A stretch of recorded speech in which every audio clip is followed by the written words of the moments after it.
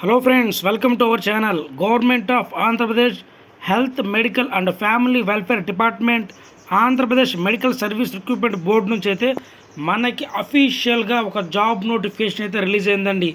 దీనిలో భాగంగా రిలీజ్ అయినటువంటి ఉద్యోగాలు ఏవైతే ఉన్నాయో ప్రతిదీ అది కాంట్రాక్ట్ అండ్ అవుట్సోర్సింగ్ బేస్ మీదనైతే భర్తీ చేయనున్నారు. కాబట్టి అర్హత అవకాశం కలిగిన మేల్ అండ్ ఫిమేల్ క్యాండిడేట్స్ ప్రతి ఒక్కరి ఉద్యోగానికి అప్లై చేయండి. గుర్తుపెట్టుకోండి, ఈ ఉద్యోగానికి ఆఫ్లైన్లో కాదండి, దీనికి ఆన్లైన్లో అప్లై చేయాలి.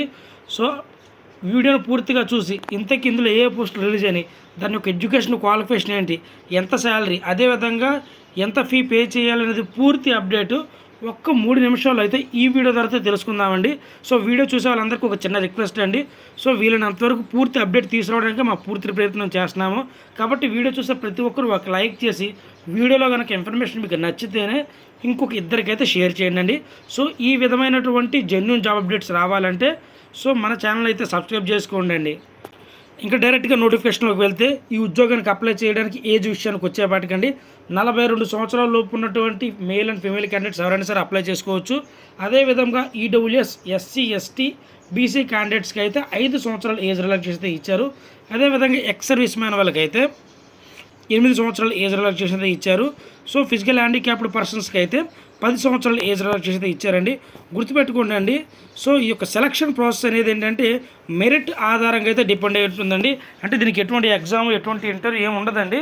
సో మన మెరిట్ ఏదైతే ఉందో సర్టిఫికేట్స్లో మార్క్స్ ఆధారంగా సో ఆ మెరిట్ తీసుకొని ఒకవేళ మనకి ఏదైనా ఎక్స్పీరియన్స్ ఉంటే లోకల్గా ఉంటున్నామా లేవో ఇవన్నీ చెక్ చేసి అయితే మనకి జాబ్ ఇచ్చే అవకాశం ఉందండి. సో ఇలాంటి ఉద్యోగాలు పడినప్పుడు మీకు ఏదైనా అవకాశం లాంటిది ఉంటే రికమెండేషన్ లాంటిది కూడా ఉపయోగించుకోండి.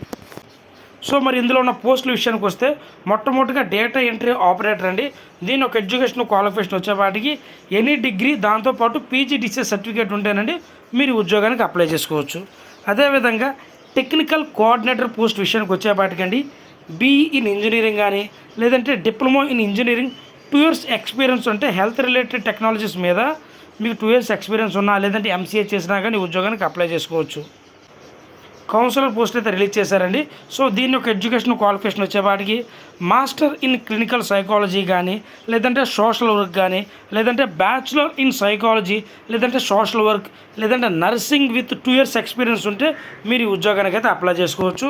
అలాగే సెక్యూరిటీ సోషల్ వర్క్ విషయానికి వచ్చేవాటికి ఎంఏ కానీ ఎంఎస్డబ్ల్యూ కానీ చేసిన వాళ్ళు ఈ ఉద్యోగానికి అయితే అప్లై చేసుకోవచ్చు అండి.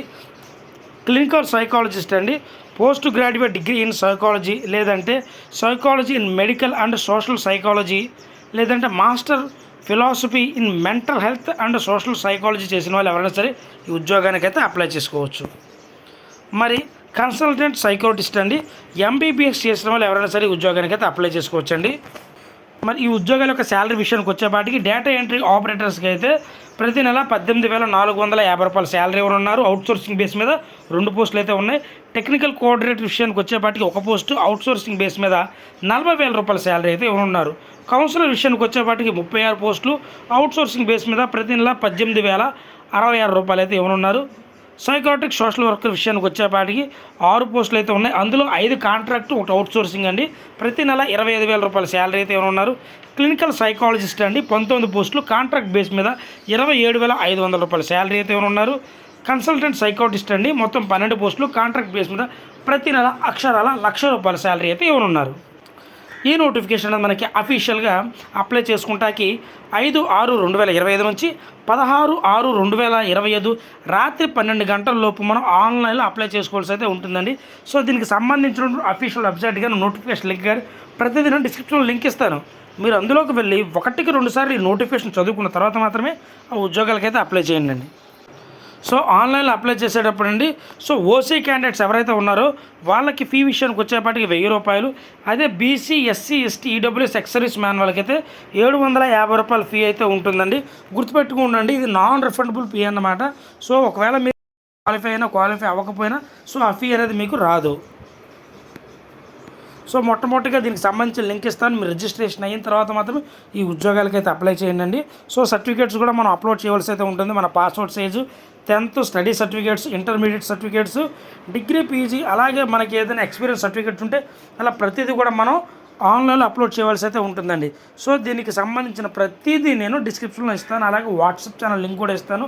సో ఎవరైనా మీరు నాతో కాంటాక్ట్ అవ్వాలి అంటే కాల్ మీ యాప్ డౌన్లోడ్ చేసుకుని AP new apps and jobs updates, so ఇది క్లిక్ చేసి మనకి కాల్ మీ యాప్ ద్వారా అయితే మీరు నాతో డైరెక్ట్గా అయితే కాంటాక్ట్ అవ్వచ్చండి. సో ఈ విధమైనటువంటి జాబ్ అప్డేట్స్ కోసం మన ఛానల్ అయితే సబ్స్క్రైబ్ చేసుకోండి. వెళ్తూ ఒక లైక్ అయితే చేయండి.